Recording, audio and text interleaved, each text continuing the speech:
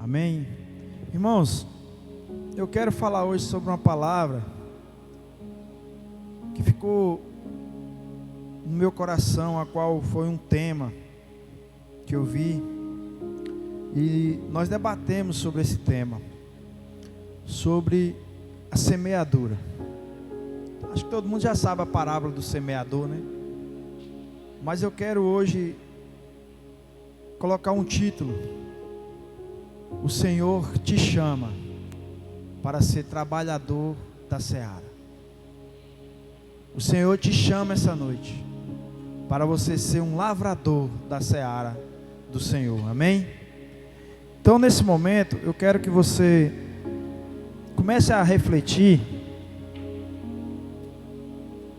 Lá atrás, mesmo antes de você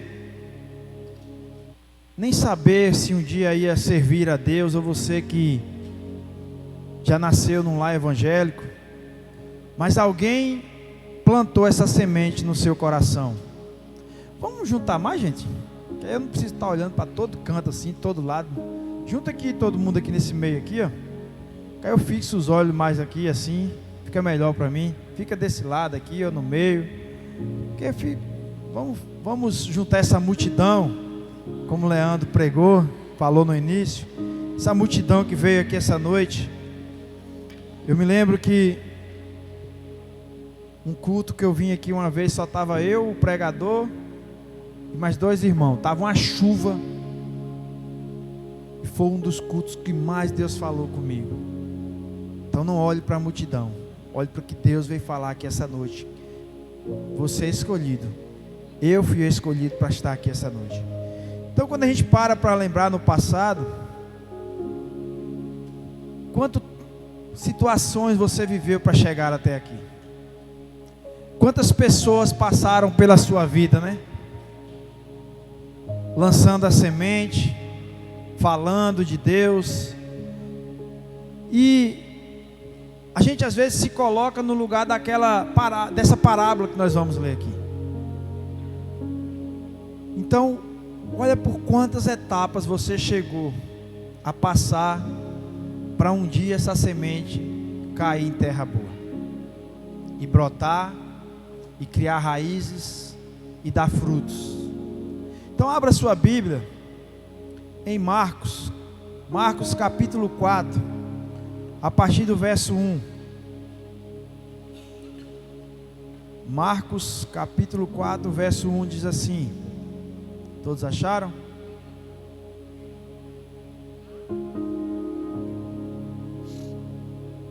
Aleluia.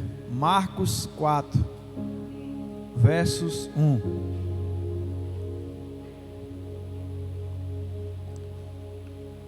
Eu quero aqui agradecer a todos que oraram pela nossa viagem, todos que colaboraram. Que Deus venha recompensar 100 vezes mais tudo que vocês fizeram por nós.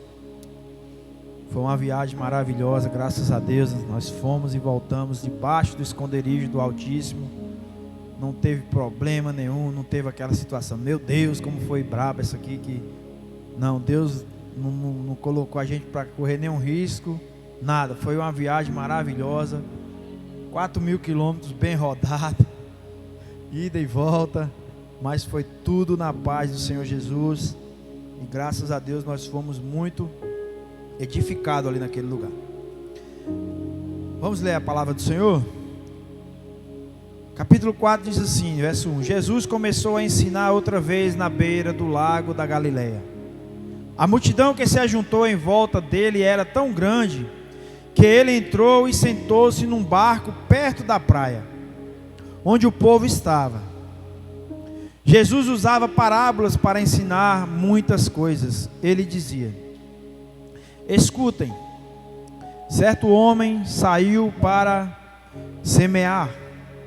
E quando estava espalhando as sementes, algumas caíram na beira do caminho, e os passarinhos comeram tudo.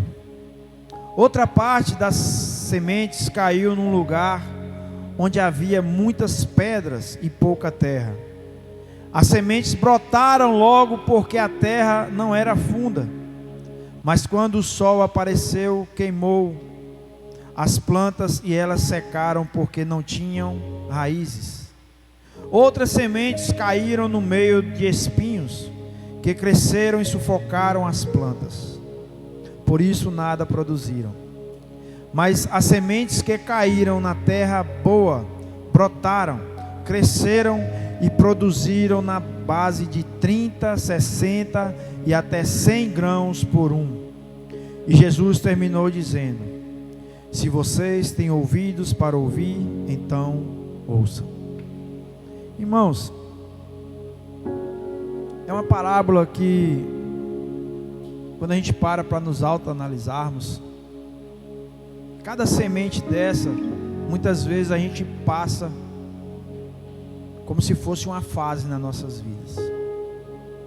Quem aqui não já ouviu a palavra de Deus, gostou, ficou assim, cara, é lindo isso, é bom, mas e aí vem as coisas do mundo, vem os desejos da carne, vem as cobiças da carne, vem as vontades humanas, e começa a sufocar aquilo que Deus lançou ali no seu coração. Quem de nós aqui um dia não já foi lançado uma semente, você até saiu assim, cara, eu vou mudar de vida, eu vou viver isso mesmo, está certo, o evangelho é que está certo, seguir a Jesus é bom demais, mas aí você começa a andar por caminhos que estão cheios de pedras, muitas vezes de espinhos, e aquilo às vezes começa a lhe sufocar, e você começa a falar assim, acho que eu vou deixar mais para frente, quando eu estiver mais à frente eu vou pensar direito nisso, eu vou fazer assim, vou fazer assado, por enquanto eu estou muito novo, estou muito jovem, vou curtir a vida um pouco, depois eu penso nesse negócio aí, quem sabe quando eu casar. E assim nós ficamos muitas vezes oscilando na presença de Deus, até que um dia, você não sabe como, e às vezes a gente nem lembra direito, Deus lançou e caiu em terra fértil. Quando a gente puxa na memória, você vai ver que foi um trabalhar de muito tempo, até você chegar aqui. Que eu acho que aqui hoje não tem ninguém que não sirva a Deus. Olha quantas etapas você passou. Quantas vezes você se chateou com alguém porque falou de Jesus para você. Quantas vezes você se alegrou porque alguém lhe consolou em alguma coisa que você estava passando. E você fala assim, é isso aí. É igual quando o cara, ele gosta de beber, né? Na hora da bebida, está alegre, está pulando, está eufórico, aí no outro dia vem aquela ressaca miserável, o cara está com uma dor de cabeça miserável, não aguenta nem piscar o olho, ele fala, mas nunca eu bebo, nunca mais na minha vida eu quero encostar a minha boca de bebida, mas passa aquele dia, aquela ressaca passa, a dor de cabeça passa, e as influências vêm, os ambientes vêm a qual lhe influenciam a fazer aquilo novamente. Mas quando Deus tem um propósito, diga para alguém, tudo passa, mas o propósito do Senhor permanece. E quando Deus tem um propósito em tudo nas nossas vidas, irmãos, você passa por várias etapas, você passa por vários tipos de terra arenosa, pedregulhos, espinhos, mas quando Deus tem algo para a sua vida, vai germinar em terras boas, e vai chegar o dia a qual você vai falar assim, obrigado Deus pela tua misericórdia, obrigado Pai, porque o Senhor me ajudou a chegar até aqui, entender o teu evangelho, entender a tua vontade, entender, Pai amado, aquilo que o Senhor tinha me chamado há tantos anos atrás, e eu resistia, eu às vezes fazia de inocente, de surdo, de cego, mas mesmo assim, o Senhor nos amou para chegarmos aqui essa noite. O Senhor, irmãos, Ele não olha simplesmente aquilo que você já fez, mas Ele olha aquilo que você ainda vai fazer. Deus, Ele nos conheceu mesmo antes de você ser fecundado na barriga da sua mãe, mesmo antes de você ser um projeto de ser humano. O Senhor já te conhecia. Isso não é eu que estou falando, é a palavra dele que diz que mesmo antes da nossa existência, Ele já nos conhecia. A gente, quando tem um filho, você planeja tantas coisas, né? Ixi, eu quero que seja isso, eu quero que vá para esse caminho, eu quero que faça isso, eu quero que faça aquilo. E quantos pais se decepcionam no meio do caminho? Quantos pais que planejaram a sua princesa, o seu príncipe, e foram tragados pelas coisas do mundo, foram tragados por coisas ruins. Quantos pais que planejaram um dia seu filho ser um grande homem nisso ou naquilo, e hoje vê os seus filhos sendo tragados pelas drogas, pela prostituição, pela bebida, por tantas coisas que os pais não planejaram e aconteceram. E aí nós ficamos tristes. Qual o pai que não fica? Qual a mãe que não fica? Agora você imagina quantas vezes você frustrou Deus, quantas vezes você foi ao contrário daquilo que Ele tinha planejado para a sua vida, e você foi por outros caminhos. Você foi por caminhos a qual o Senhor se entristecia, mas mesmo assim Ele te ajudou, mesmo assim Ele te guardou, mesmo assim Ele fez com que você chegasse aqui essa noite. Ele fez com que você entendesse o propósito a qual Ele tem te chamado. E eu creio, irmãos, por isso que a palavra de Deus compara o amor de uma mãe igual a de Deus, parecida com a de Deus, porque o pai é mais duro, mais brando, sei lá, e a mãe não, irmão. A mãe está vendo o filho no fundo do poço, ela ainda olha com os olhos de esperança para aquela vida. A mãe, ela pode ver o filho todo sujo, todo melado, seja o que for, ela vai lá dar banho. Um dia eu vi um vídeo de uma senhorinha, o filho dela drogado no meio da rua.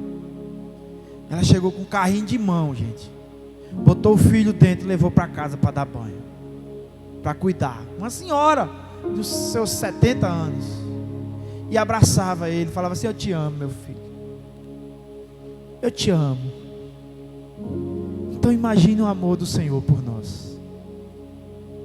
Imagine aquilo que Deus Ele tem preparado para mim e para você. O Senhor, Ele fala que Ele tem o melhor para nós. E muitas vezes nós somos rebeldes, muitas vezes nós somos ingratos, muitas vezes a gente quer se revoltar com tanta coisa, e às vezes a gente fica, primeira coisa que a gente lança na nossa cabeça, que Satanás lança, é: não vale a pena. Olha como está a sua vida, olha como está acontecendo isso, olha quantas coisas está lhe destruindo. Você fica dizendo que ama a Deus, que cadê o seu Deus? Mas eu começo a olhar que o amor de Deus, ele não está em circunstância. O amor de Deus, ele está todo dia conosco. Porque se não fosse isso, irmãos, Ele não tinha entregado o seu único filho por mim e por você. Quando a gente olha pelo nosso sofrimento, ou por alguma coisa que a gente está passando, seja algum momento que é passageiro, quando você pensar em algo, que você começar a querer desistir da caminhada com Cristo, que você querer, às vezes, abandonar a sua fé, lembre do que Jesus fez naquela cruz por mim e por você. Aí a gente vai ver que a nossa tão pequena e passageira tribulação é insignificante diante do que Jesus fez por nós e do que Ele faz todo dia por nós. Quem somos nós sem Deus? Quem é você sem a presença de Deus? Você pode ser Valdemar, continuar sendo, vivendo o homem Valdemar, ou a pessoa que você é, mas no momento a qual a palavra de Deus fala que enquanto há fôlego de vida há esperança, no momento que for tirado o seu fôlego de vida, aí é você e Deus. Então quando a gente se apega aqui a essa parábola, que fala de etapas, como se fossem pessoas realmente, quantas pessoas a gente conhece, irmão, que Deus ele coloca uma semente, a gente é usado para abençoar aquela vida. E tem pessoas que é dessa forma aqui mesmo, a semente cai lá, ele até se anima, ele até fala, cara, isso é bom mesmo. Mas quando vem o primeiro problema, o primeiro afronto, e eu acho engraçado que nós vivemos os problemas todo dia, ou com Deus ou sem Deus. Eles se levantam na nossa vida, as coisas se levantam na nossa vida. Aí quando você começa a viver com Cristo, você fala, só foi eu aceitar Jesus, os problemas chegou na minha porta. E sendo que você já vivia tudo isso, só que você simplesmente não era liberto do pecado, não era liberto das coisas do mundo. Aí você fica vivendo, aí quando aparece algo, parece que Deus, ele tem que ser a obrigação, ele tem a obrigação de não deixar você dar nenhum tropeçozinho, porque se você tropeçar, você vai se desanimar, você vai falar, cadê Deus que deixou eu tropeçar? A gente coloca Deus numa situação que parece que é uma obrigação, Deus não deixar cair nenhum fio de cabelo da nossa cabeça, porque senão Ele não está sendo Deus na nossa vida. Aí quando a gente vai estudar a Bíblia, quando a gente vai ler a Bíblia, você vê tantos homens que passaram por tantas coisas ruins, e mesmo assim, não negaram a sua fé, não desistiram. Sabe por que a gente às vezes é tão mesquinho, irmão? Egoístas, que a gente fica achando que a gente vai ficar aqui em cima dessa terra pro resto da nossa vida, que parece que o tempo não está passando, parece que o tempo só está passando para as outras pessoas, e o seu tempo está parado, o relógio, e passa tão rápido. Meu Deus, como passa rápido. E a gente às vezes chega na frente do espelho, se olha, estou bem na fita, mano, tá nada, irmão. O tempo está passando, o tic-tac não para de bater, ó, tic-tac, tic-tac, não para nas nossas vidas. Agora o que é que você está fazendo para usufruir desse tempo? O que você está fazendo para você falar assim, eu estou caminhando para o céu, eu estou focado naquele que eu tenho crido, eu estou focado naquele que prometeu que ia ir lá, ia ter meio mundo de morada. Eu vou preparar morada para vocês lá, porque isso aqui é passageiro. A gente vê pessoas, irmãos, se apegando tanto às coisas desse mundo. A gente vê pessoas se matando por causa do poder, por causa de ter dinheiro, de ter riquezas, de ter bens. A gente vê pessoas simplesmente não importando nem se vai matar o que for, vai fazer o que for. A gente vê tantas coisas ruins acontecendo, é pai matando filho, filho matando pai por causa de bens materiais, por causa de coisas que vão ficar aí. Eu achei tão interessante. Eu vi um testemunho de um pai que ele perdeu seu filho com 13 anos de idade. E no momento do velório, uma pessoa chegou e falou assim para ele: o que mais te marcou sobre teu filho? Morreu tão novo, né? Aí ele falou, olhou para a pessoa e falou assim: não, Ele morreu no dia que Deus quis que ele morresse. Mas eu aproveitei 13 anos de vida do meu filho comigo. Eu vivi 13 anos que Deus me deu ele para ficar comigo. Então, irmãos, a gente tem que aproveitar ao máximo. Viva com intensidade na presença de Deus. Ame com intensidade na presença de Deus. Aproveite ao máximo as pessoas a qual Deus colocou do seu lado para ser a sua família, para ser os seus entes queridos, para ser as pessoas a qual são seus irmãos em Cristo. Larga de tanta picuinha, de tanta falta de perdão, porque isso não é ruim para as pessoas a qual você não perdoa, é para você. A falta de perdão, isso é cientificamente, é como se fosse um câncer. Ele vai te corroendo aos poucos. Ele vai te matando aos poucos, espiritualmente, sentimentalmente. Hoje a gente vinha ali conversando, dentro do carro, e a gente tocou num assunto sobre diabetes, essas coisas, essas doenças aí. Tem pessoas que descobrem as coisas até a tempo, mas não se cuida, prefere morrer aos poucos, prefere simplesmente se entregar. Quantas pessoas a gente conhece, irmão? Eu mesmo, quantas pessoas eu conheci aqui, conheço aqui em Barreiras, muitos até já morreram. Homens de bem, mulheres de bem, que pelas coisas do mundo, eu não sei se foi fraqueza, eu não sei se foi um meio de fugir da realidade, se entregaram no mundo das drogas. Pessoas que eram bem de vida, pessoas que tinham um poder aquisitivo muito bom, e você vê pessoas na sarjeta,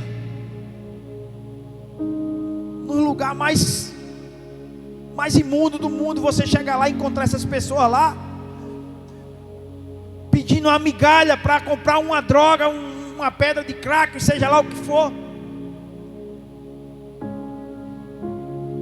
Aí a gente às vezes critica, não é porque é falta de Deus, que é fraco. Aonde que eu vou usar uma porcaria dessa? Irmão, a palavra de Deus diz: aquele que pensa que está de pé, cuide-se para que não caia. Em vez de você criticar, comece a orar e pedir pela misericórdia de Deus, para que você um dia não venha passar pela mesma situação daquela pessoa. É tão fácil a gente julgar as pessoas, Leandro. É tão fácil você ver alguém sofrendo e falar assim: é porque não soube se organizar, é porque a pessoa é isso mesmo, é porque é a pessoa que não colocou autoridade sobre os filhos, não soube criar os filhos. E a gente esquece que todos nós somos falhos. Eu conheci uma pessoa, conheço até hoje que eles estão vivos, que o pai mais a mãe, na época da minha adolescência, o pai mais a mãe fazia a vontade dele em tudo. Era como se ele fosse o boizinho da época. A gente naquela maior perrenga, né? Aí quando lançava uma bicicleta daquelas de 18 marchas, que todo mundo era doido para ter uma bicicleta daquela antigamente, a dele era a primeira a chegar na cidade, de alumínio, 18 marchas, aquele negócio. Você chegava na casa dele e o quarto dele parecia quarto daqueles filmes, que ele tinha tudo no quarto naquela época. Tinha televisão, fita cassete.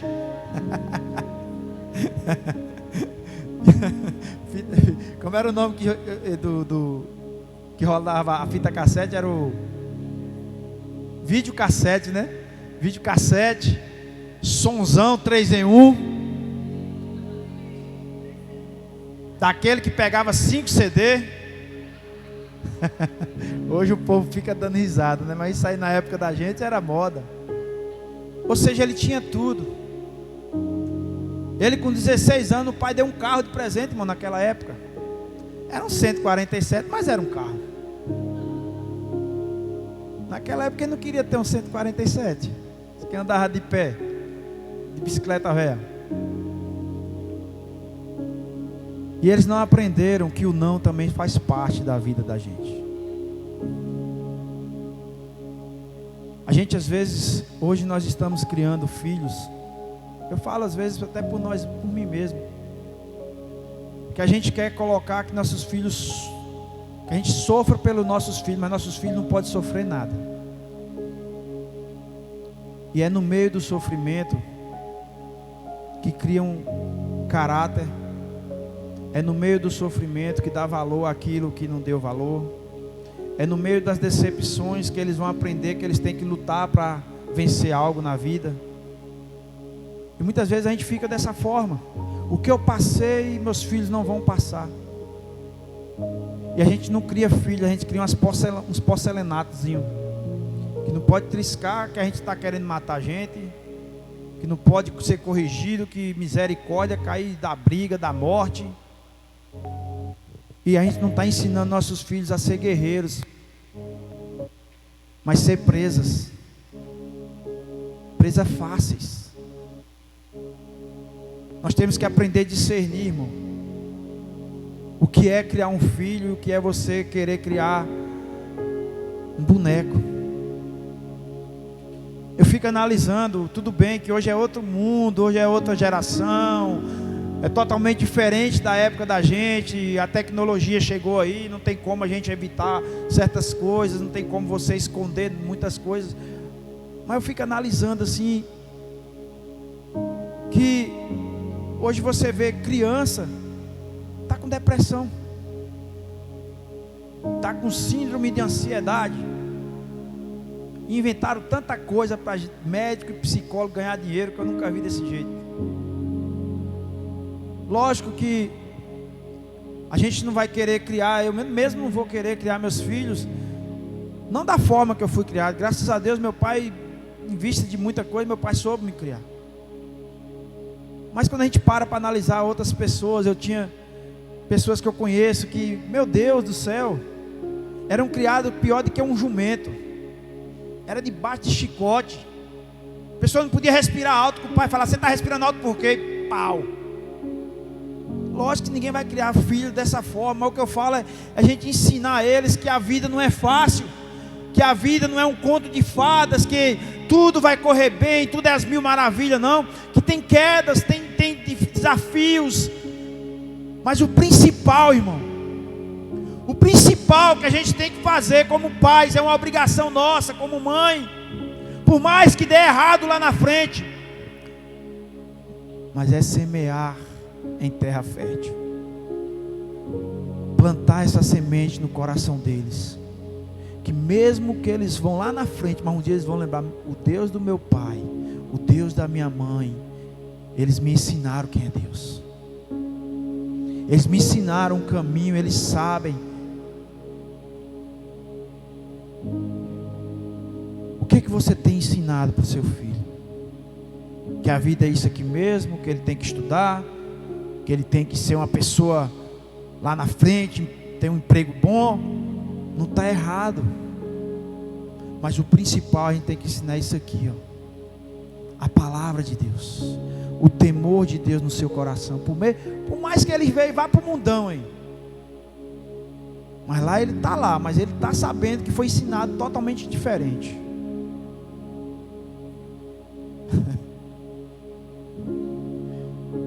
Aqui mais à frente, no verso 13, Jesus explica a parábola.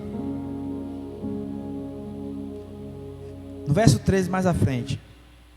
Então Jesus perguntou, deixa eu olhar a hora aqui que eu estou sem relógio. Ixi, já vou finalizar. Então Jesus perguntou: se vocês não entendem essa parábola, como vão entender as outras? E continuou: o semeador semeia a mensagem de Deus.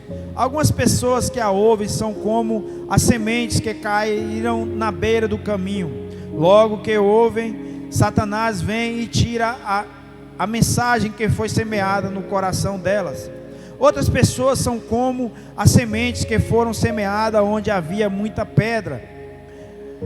Quando ouvem a mensagem, elas a aceitam logo com alegria, mas depois de pouco tempo, essas pessoas abandonam a mensagem porque ela não criou raiz nela. E quando por causa da mensagem chegam os sofrimentos e as perseguições, ela logo abandona a sua fé. Ainda outras são parecidas com as sementes que foram semeadas no meio dos espinhos. Elas ouvem a mensagem, mas quando aparecem as preocupações deste mundo, a ilusão das riquezas e outras ambições, estas coisas sufocam a mensagem e ela não produz frutos. E existem aquelas pessoas que são como as sementes que foram semeadas em terra boa. Elas ouvem e aceitam a mensagem e produzem uma grande colheita, umas 30, outras 60 e ainda outras 100 vezes mais do que foi semeado.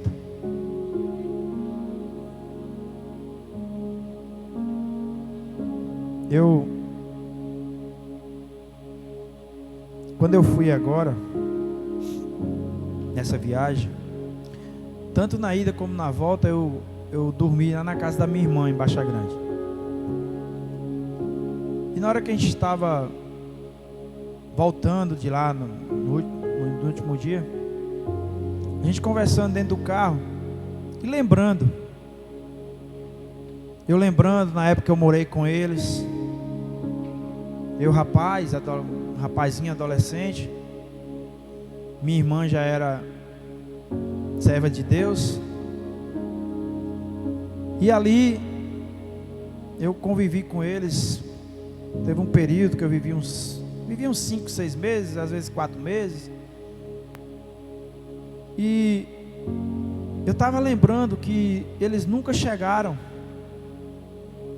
para me corrigir assim: se você fizer isso, eu não aceito você aqui dentro de casa. Se você fizer aquilo, eu vou mandar você de volta para casa de seu pai e de sua mãe. Lógico que eu também não ia fazer. Não, eles não falam nada, eu também agora vou fazer tudo aqui dentro da casa. Porque eu respeitava, porque eles colocaram o respeito a que eu devia ter, não com palavras, mas com gestos e atitudes deles, a qual eu não via eles praticando coisas que eu sei que iam fazer eles ficarem com raiva. E ali eu vivi naquele tempo. Eu me lembro que Nilson, meu cunhado, não existe não. Ela é uma pessoa que um dia Deus vai dar o prazer e a oportunidade dele vir aqui e pregar aqui para nós. Mas pense numa pessoa, irmão. Paciência chegou e estacionou ali. Paciência, aquela pessoa bem serena. Eu vivi muito tempo com ele. Eu nunca vi ele corrigir o filho dele, nem um filho dele. Ele tem 4 filhos.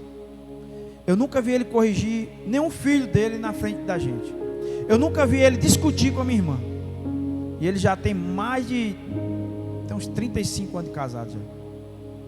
Eu nunca vi eles, pelo menos, trocar uma palavra com o outro. Eles sempre resolveram suas coisas com seus filhos, com o casal, no seu quarto, reservado entre eles.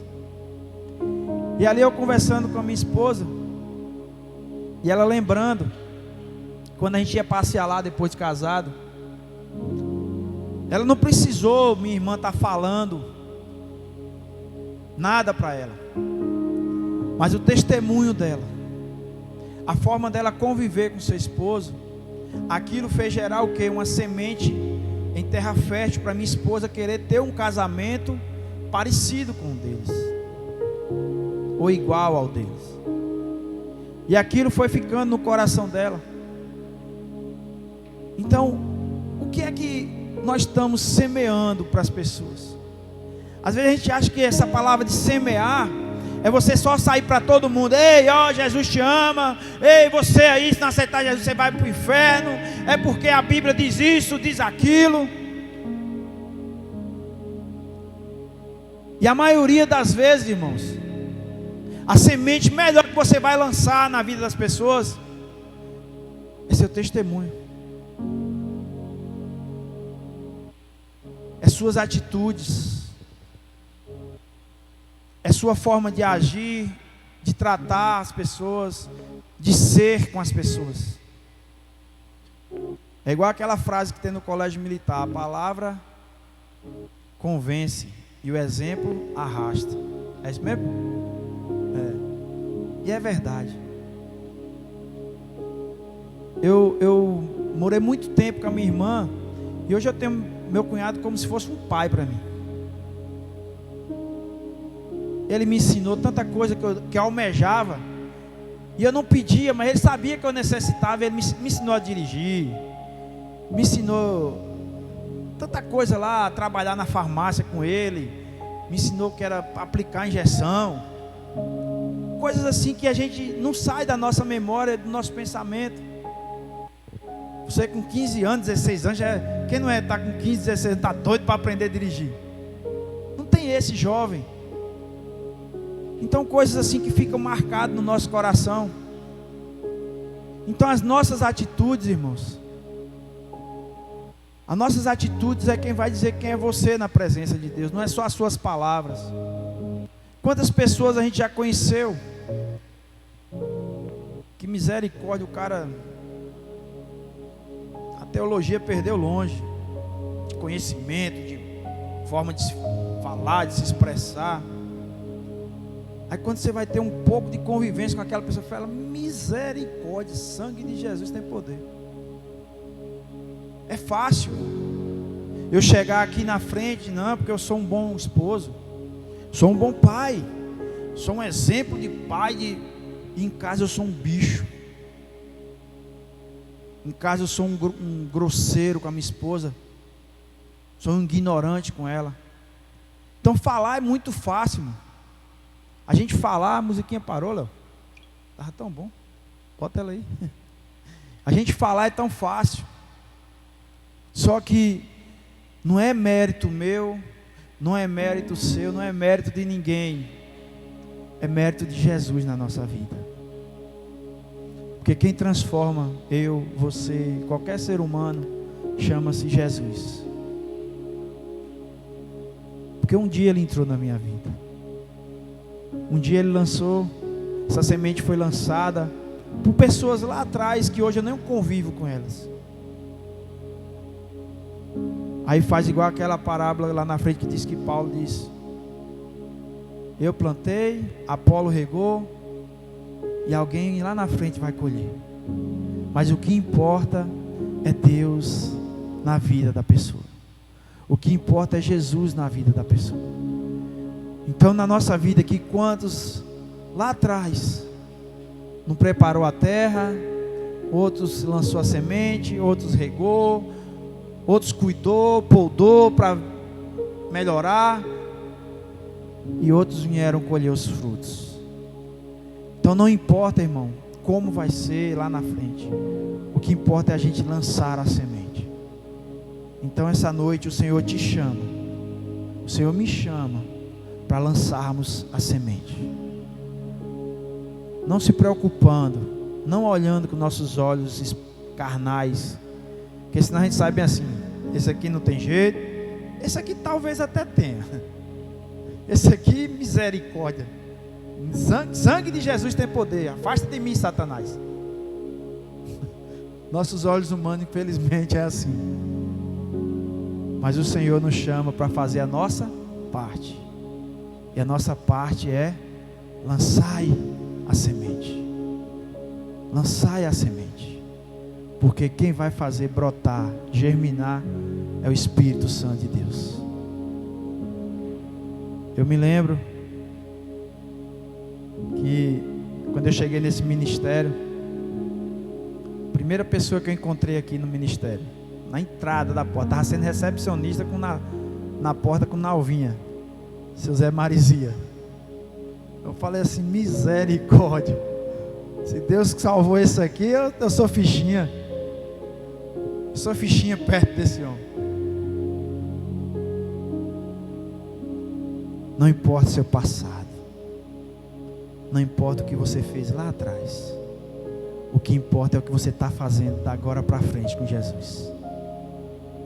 Ele não está olhando a época da nossa ignorância. Ele não está olhando na época que a gente simplesmente olhava. Eu ouvi falar, não, eu acredito, eu creio em Deus, eu acredito em Deus.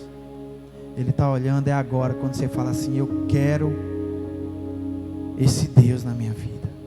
Eu quero esse Jesus tomando conta do meu andar, do meu vestir, do meu levantar, do meu falar, das minhas atitudes. Aí ele começa a olhar, e ele começa a estar do seu lado, caminhando ao seu lado e te ajudando.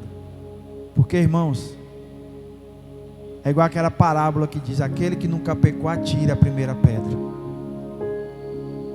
Jesus olhou para aquela mulher e ele só falou assim: vá e não peques mais. O pecado na nossa vida tem que ser um acidente e não algo premeditado. Porque não tem como você dizer que não pecou, não tem como você dizer que não vai pecar, mas ele tem que ser um acidente, e que o Senhor Jesus esteja do nosso lado, para na hora daquele momento, automaticamente já bater aquela luzinha dentro de você e falar assim: epa, estou errado, tenho que melhorar nisso. Então essa noite, fique de pé. Pai, eu quero te agradecer, Pai. Te agradecer pela tua palavra, que ela venha ficar cada vez mais, Pai amado, como um fogo ardente dentro de nós. Que ela venha brotar de dentro de nós toda vez que nós precisarmos lançar essa semente.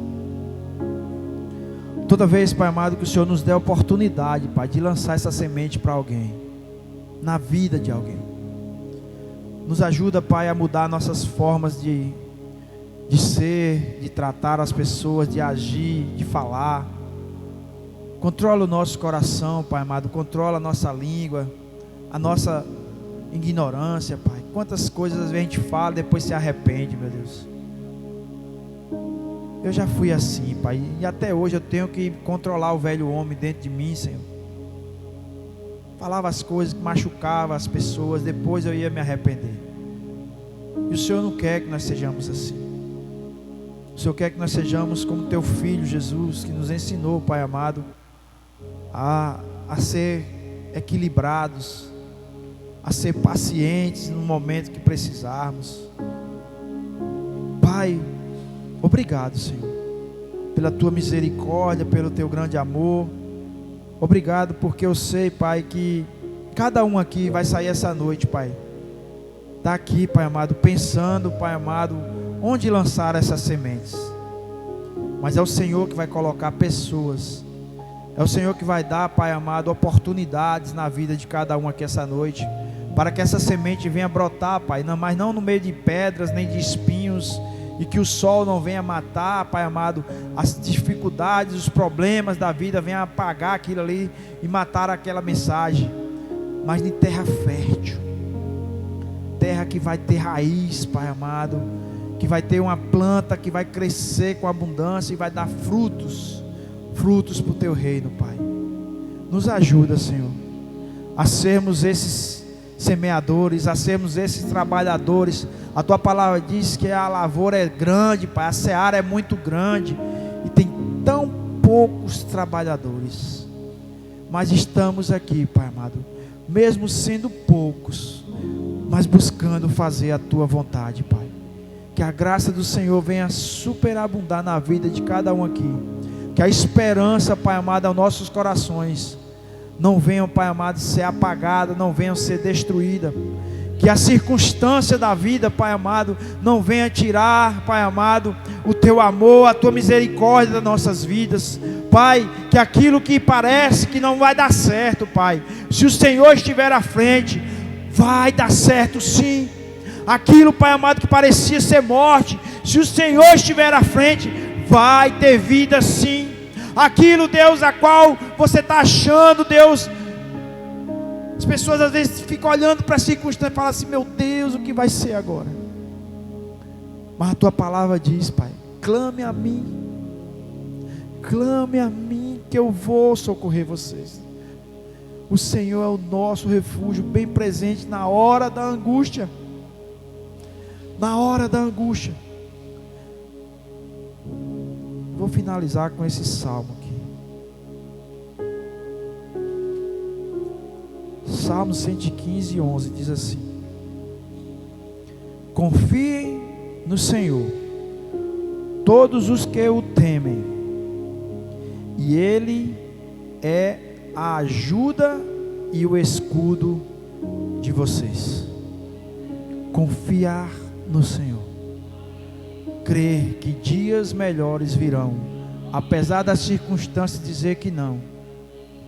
Ele vai abrir o mar, Ele vai fazer Lázaro sair daquela cova, Ele vai fazer os leões não te comerem, Ele vai fazer o gigante cair por terra, Ele vai fazer todo o mal sair de dentro da sua casa, Ele vai fazer tudo aquilo que você não está vendo jeito e você sabe que você não tem como fazer. Ele é fiel e pode fazer. Pai, eu te agradeço, Pai, por mais um culto, a qual, Pai amado, aqui diz que é o culto da vitória, e nós pegamos e tomamos posse da nossa vitória, Pai, essa noite. Guarda cada vida aqui, Pai. Guarda cada líder, cada pessoa desse ministério, cada irmão nosso na face da terra, os nossos pastores em Luiz Eduardo, os nossos pastores em Brasília, nossos irmãos em Cristo ali em Luiz Eduardo. Guarda o nosso coração, Pai, e que o Senhor possa nos levar para os nossos lares, e que nós possamos amanhã acordar e agradecer ao Senhor por mais um dia de vida, por mais um dia a qual o Senhor nos deu o sol para brilhar, o ar para respirar, a água para beber, o alimento, Pai amado, para nos sustentar. Que nós venhamos ser gratos em tudo, Pai, e acreditar, Pai, que o Senhor é fiel nas nossas vidas. Eu te agradeço, Pai, em nome do Senhor Jesus, que a graça do Senhor e as doces consolações do Teu Espírito Santo esteja conosco aqui, cada irmão nosso na face da terra, no nome do Pai, do Filho e do Espírito Santo, no nome de Jesus. Deus abençoe em nome de Jesus.